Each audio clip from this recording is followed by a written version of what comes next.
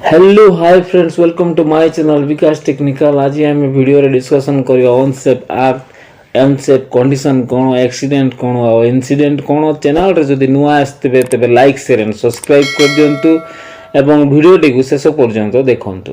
तो प्रथम जानिया अनसेफ कंडीशन कौन। अनसेफ कंडीशन गोटे प्रकार परिस्थिति एवं एपरी एक परिवेश जोटी कार्य द्वारा दुर्घटना हो पारे किंबा दुर्घटना हबार साहाय्य करे एवं दुर्घटना बढ़ी पारे ताहाकु आमे अनसेफ कंडीशन कुआ जाए।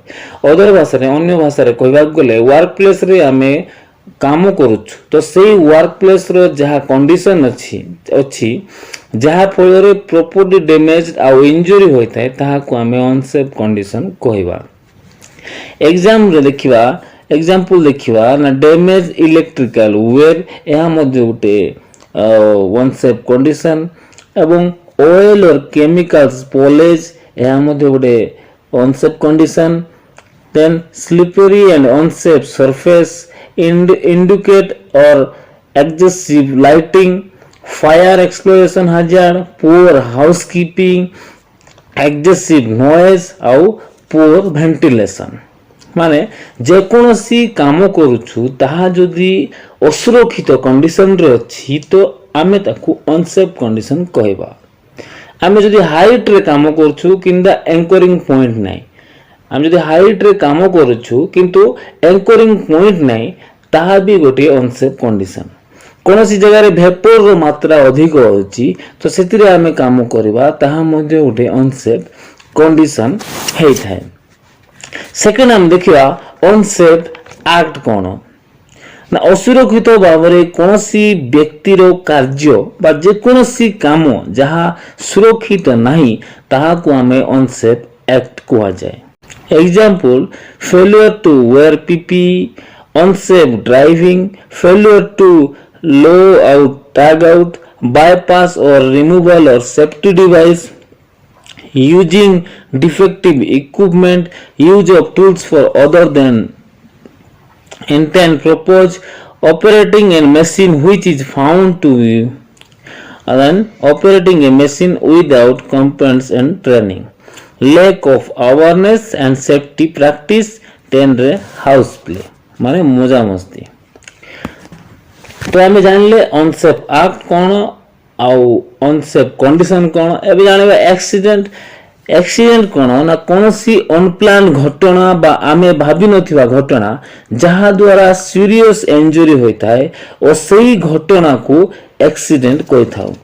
गोटे स्थान रे मटेरियल लिफ्टिंग होछि एवं सही तले जदि जीवा आसीबार मटेरियल जदि ता मुंडे रे बाजिबो तो सीरियस इंजरी होबो एवं या को आमे कोन कहबा ना पर्सनल एक्सीडेंट कहबा।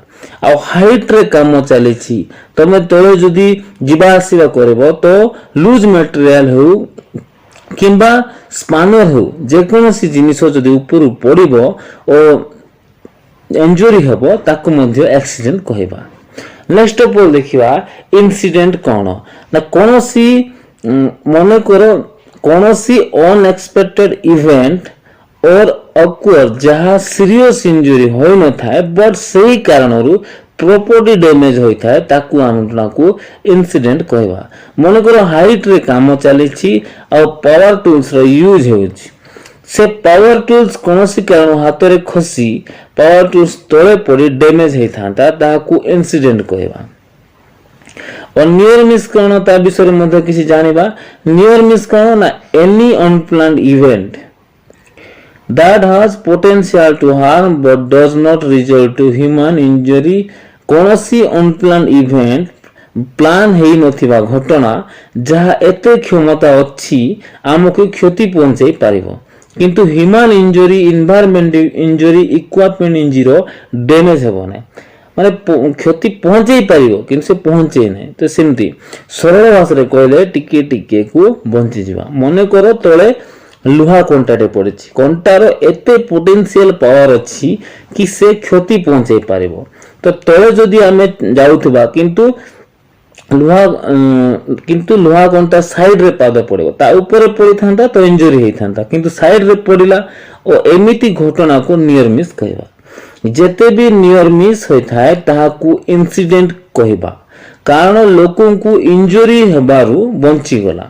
ଯଦି ଇଞ୍ଜୁରି ହେଇଥାନ୍ତା ତାକୁ ଆମେ ଆକ୍ସିଡେଣ୍ଟ କହିବା। ମାନେ all accident are incident, not all incident are accident। ସବୁ accident incident ହେଇପାରିବ କିନ୍ତୁ ସବୁ incident accident ହେବ ନାହିଁ। आशा करुच्ची ए भिडियोटा आपण माने अनसेफ कंडीशन, अनसेफ एक्सीडेंट आउ इंसिडेंट विषय रे नॉलेजेबल हेइथिबे।